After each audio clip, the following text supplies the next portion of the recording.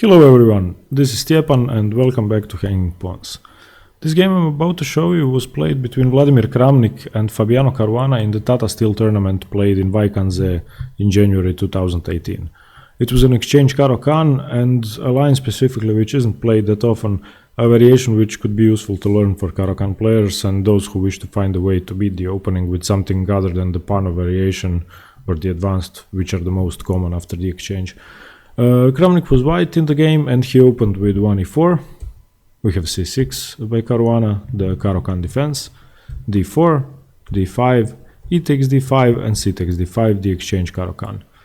In this position, players with white most often play c4 the Panov, which is the most aggressive continuation, but Kramnik goes for a calmer knight f3.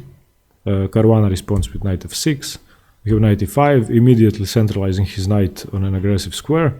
Knight c6 challenging the white knight, and Kramnik responds with bishop to b5, not retreating the knight but pinning Caruana's knight on c6 and preventing it of course from taking on e5. We have bishop to d7 unpinning the knight, and now knight takes d7, Kramnik gains the bishop pair.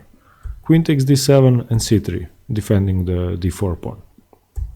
e6, Kramnik castles, bishop d6 developing to an active square, knight to d2, developing the knight, castles, rook to e1, getting the rook to the semi-open file, which is always a smart idea and a good move, a6, asking the bishop to move, and it retreats to d3. It doesn't of course capture the knight because Kramnik has the bishop pair and he doesn't want to give it away for free. And we have e5 by Caruana, a timely break in the center, and now he has definitely equalized and perhaps even stands a bit better. All Caruana's pieces are developed, his rooks are connected, and Kramnik's bishop is still stuck on c1, and the queen hasn't moved yet, so he has the bishop pair in compensation for two tempi, I guess.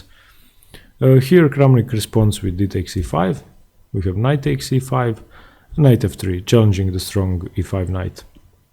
Knight f to g4, perhaps targeting the h2 square aggressively, and preparing to recapture on e5 with the knight if Kramnik decides to trade. And he does trade with knight takes e5, knight takes c5, and bishop to c2, saving his bishop, and now the center has cleared of pawns and extra pieces. The bishop pair has gained strength definitely and has enhanced a bit, and means a lot more than a few moves ago. Now the knight is much more inferior to the light square bishop, and black is going to have trouble on the light squares. Kramnik stands a bit better here. Caruana plays rook f to e8, centralizing his rook. We have bishop to f4, bishop to c7, and g3, preventing any tactics on the f4 bishop if the knight should move. Now he can afford to do that to weaken the light squares with g3, especially the g2 square and the f3 square, because black doesn't have a light square bishop, so it will be hard to exploit that. And here we have a move by Caruana, rook a to d8, which I don't know if he missed the tactic or just calculated that it isn't that good, but I think he must have missed it because it's easily winning for white, the tactic. Well, not winning, but he gains a pawn and a much better position. Kramnik takes with bishop h7, he takes the pawn, and the idea of the tactic is that the knight is now attacked 2 times and defended 2 times, but if the king should capture the bishop, then the queen would always have the h5 square to check. So king takes bishop, bishop takes knight, bishop takes bishop, and now queen to h5 check. And we have king to g8 by Caruana retreating, rook takes c5, rook takes c5, and queen takes c5. And in this position white is almost winning already. He has an extra pawn which is really for no compensation for Caruana. There is definitely no compensation, and it's also a healthy pawn too, and Kramnik has 2 perfect pawn islands, while Caruana also has an isolated d-pawn along with being a pawn down, and the d-pawn can also be targeted immediately. It's still unclear perhaps because there are major pieces on board, but it's definitely convertible 9 times out of 10. We have rook to e8 by Caruana, and queen to d4, restrain, blockade as Nimzowicz would say.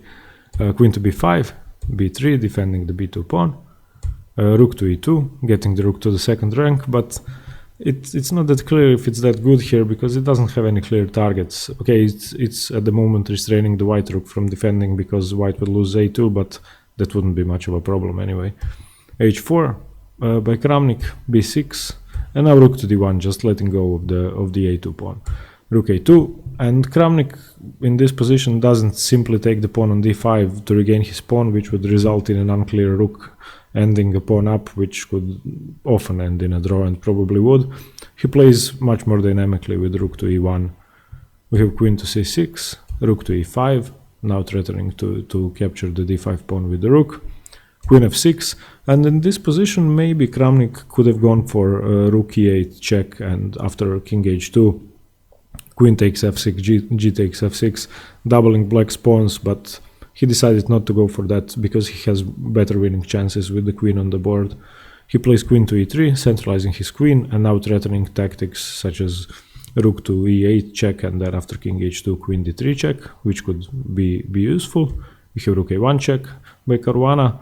Kramnik retreats his king to g2, rook a5, h5, and here Caruana plays a rather desperate move, d4, just asking Kramnik to please take my pawn on d4 because I can't take the pressure any longer. And of course Kramnik obliges with c takes d4, we have rook takes e5, queen takes e5, initiating a trade of queens, because this is now a much more easily winning ending if the queens get traded, because it would reconnect white's rooks as well, with the pawn being on e5. But Kramnik of course doesn't take the queen, he plays queen to d8. And even though endings with one or two pawns down can often be drawn if the queens are on the board, Kramnik's d pawn is extremely hard to stop, which means that this is now completely losing for Caruana actually. And Kramnik just plays d5, enhancing his pawn's strength and highlighting the fact that Caruana can't do nothing about that pawn promoting eventually. Caruana plays a5, trying to create a passed pawn of his own to distract Kramnik's queen from hurting the d-pawn, but it's a long shot. d6, queen to d7, blockading the pawn, queen to e7, again initiating a trade which, if Caruana should take, then the pawn would be on e7 and king would be restrained from reaching the f8 square, which would mean that the pawn would just queen, and this position is now actually resignable. Caruana plays queen to c6, we have king to g1, queen to c1 check, king to h2. These are more like spite checks, they don't really achieve much.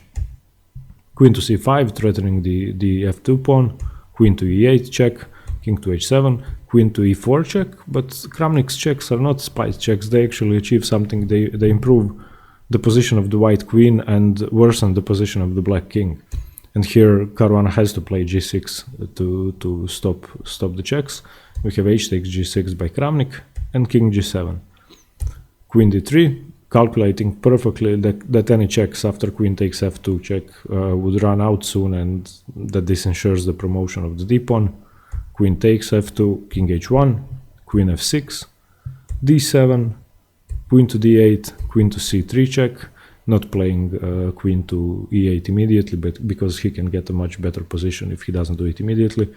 King takes g6, queen c6 check, king goes to h5, queen f3 check, king h6, and queen takes f7, grabbing a pawn while improving his position. And again, not playing queen to c8 or queen to e8, just to make sure that Caruana doesn't have any checks available.